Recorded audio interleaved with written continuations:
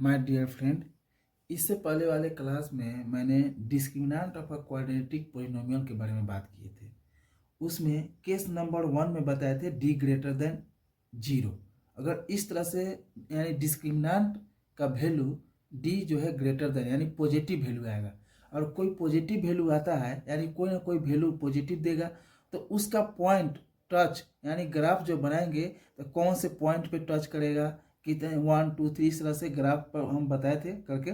और case number 2 में भी बताए थे कि अगर d इक्वल टू 0 होता है यानी x एक्सिस पे या y एक्सिस पे इस तरह से मिलेगा तो उसका ग्राफ किस तरह से होगा। नेक्स्ट बताए थे d लेस देन 0, तो उसका कोई भी एक्सिस पे टच नहीं करता है, यानी कोई ग्राफ बनाएंगे x एक्सिस पे चाहे y एक्सिस पे, अगर d लेस डिस्क्रिमिनेंट का वैल्यू 0 से भी निगेटिव में आता है ना, डी लेस देन 0 होता है तो वो ग्राफ पे टच नहीं करता है उस तरह से।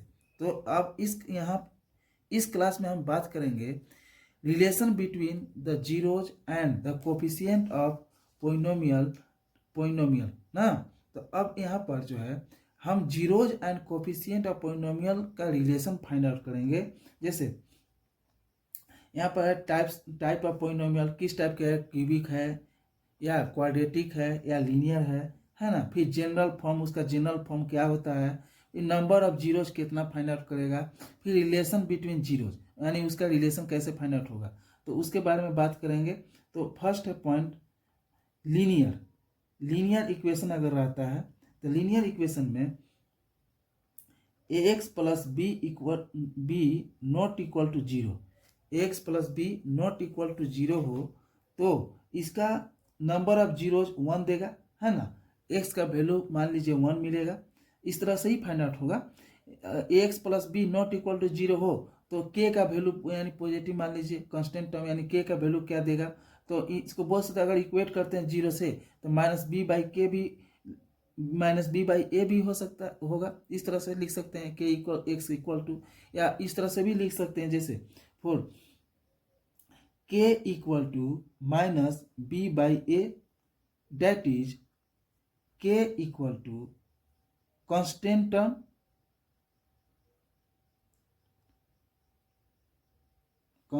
Term divided by coefficient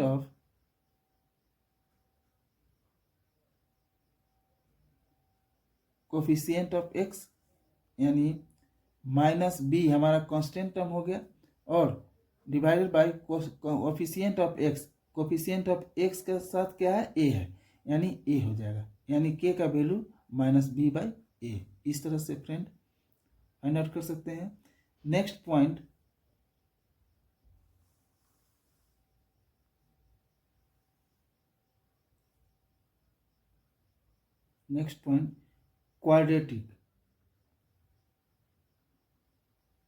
quadratic equation का जनरल फॉर्म क्या होता है, तो A x square plus B x plus C not equal to 0, not equal to 0 हो, है ना। नॉट इक्वल टू 0 तो इसका नंबर ऑफ जीरोस कितना देगा, 2 देगा नंबर ऑफ जीरोस।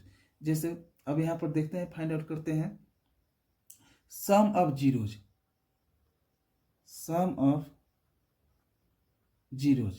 यानी सम ऑफ जीरोज कैसे फाइंड आउट करते हैं, तो alpha plus beta is equal to minus coefficient of x divided by coefficient of x square is equal to minus B by A. इस तरह से friend, यानी alpha plus beta is equal to minus B by A हो जाएगा। ठीक है friend. Next इसी में product of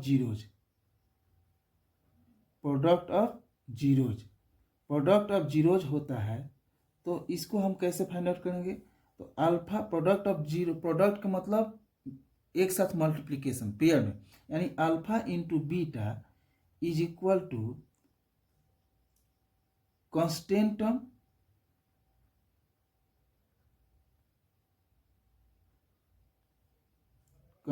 term divided by coefficient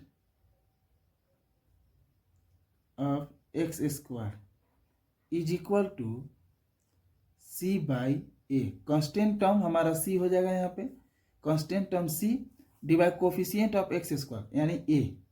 इस तरह से तो alpha into beta is equal to C by A हो जाएगा। ठीक है फ्रेंड। अब नेक्स्ट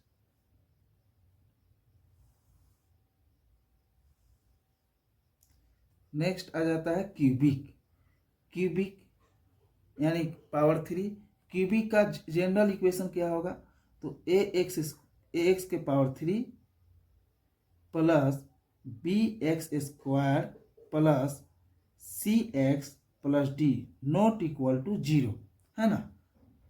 क्यूबिक इक्वेशन का general form x cube plus B x के square plus C x plus D not equal to 0 हो। इसका नंबर ऑफ जीरोज कितना देगा, तो नंबर ऑफ जीरोज 3 देगा। जैसे नंबर ऑफ जीरोज 2 तो sum of zeros product of zeros दो वैल्यू दिया ना। इस तरह से हम क्यूबिक इक्वेशन में नंबर ऑफ जीरोज 3 देगा, है फ्रेंड। तो इसका अब कैसे फाइंड आउट करेंगे, sum of zeros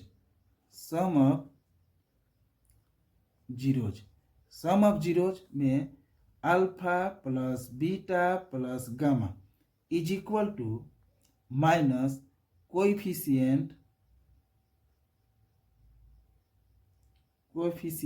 of x square divided by coefficient of x के power 3 is equal to minus x square का कोएफिशिएंट क्या है, बी है, और एक्स के कोएफिशिएंट ऑफ एक्स के पावर 3 का क्या है, कोएफिशिएंट ए है, यानी ए हो गया। इस तरह से तो alpha plus beta plus gamma is equal to minus B by A हो गया फ्रेंड। इस तरह से फाइंड आउट करेंगे सम ऑफ जीरोज। इसी में सम ऑफ प्रोडक्ट, इसमें दो वैल्यू दे देंगे। जैसे product of zeros taken two at time,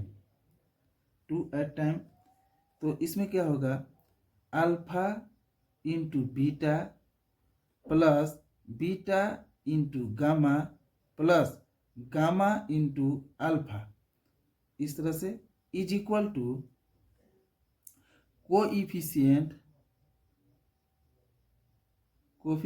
of x divided by coefficient of x के पावर 3 यानी is equal to C by coefficient of x के साथ सी है divided by power A x के पावर 3 के साथ ए है, यानी alpha into beta plus beta into gamma plus gamma into alpha is equal to C by A हो जाएगा फ्रेंड। ठीक है, इस तरह से हमारा फाइंड आउट ये एक वैल्यू दे दिया। Next sum of product of zeros का नेक्स्ट क्या होगा, प्रोडक्ट ऑफ जीरोज का नेक्स्ट क्या होगा, alpha into beta into gamma एक साथ is equal to constant term divided by coefficient of x के power 3 is equal to minus D by A, यानी alpha into beta into gamma is equal to minus D by A. इस तरह से हमारा इस class में इतना ही करेंगे फ्रेंड। हम बहुत कोशिश किए हैं अच्छा तरह से समझाने के लिए। इसी तरह से हम लोग जो है number of zeros find out करते हैं। जैसे यहाँ पर क्वाड्रेटिक इक्वेशन में 2 वैल्यू दे दिया क्योंकि x के पावर 2 था। क्यूबिक में 3 वैल्यू दे दिया क्योंकि यहाँ पर पावर 3 था। इस तरह से alpha plus beta, alpha into beta plus beta into gamma plus gamma into alpha, फिर alpha into beta into gamma. इस तरह से बहुत इंपॉर्टेंट टॉपिक है फ्रेंड। इससे हम एग्जाम में आता भी है, एग्जाम में 10th क्लास में आता है, भी टच करेगा। इससे रिलेशन करके फाइंड आउट करना रहता है नंबर ऑफ जीरोज। ठीक है फ्रेंड, तो इस क्लास में इतना ही करते हैं। जय हिंद।